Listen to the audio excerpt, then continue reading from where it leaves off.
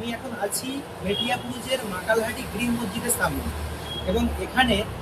আমরা আলোচনা করলাম আগামী দিন 14 তারিখ মঙ্গলবার বেলা 12টার সময় ভোট অধিকার রক্ষা মঞ্চের পক্ষ থেকে যে মহা সমাবেশে ডাক দেওয়া হয়েছে। রাষ্ট্র যেইভাবে শক্তি দেখিয়ে এই পশ্চিমবঙ্গের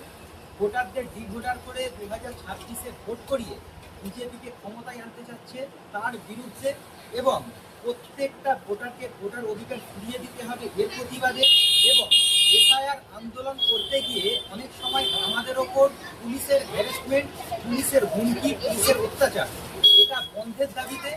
আমরা আগামীকাল বেলা 12টার সময় ধর্মতলা চলোর একটা ডাক দিয়েছি। এখানকার অনেক ভাই তৈরি হয়েছে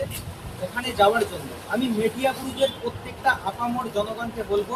আপনারা সকলেই রাষ্ট্রশক্তির কাছে মাথা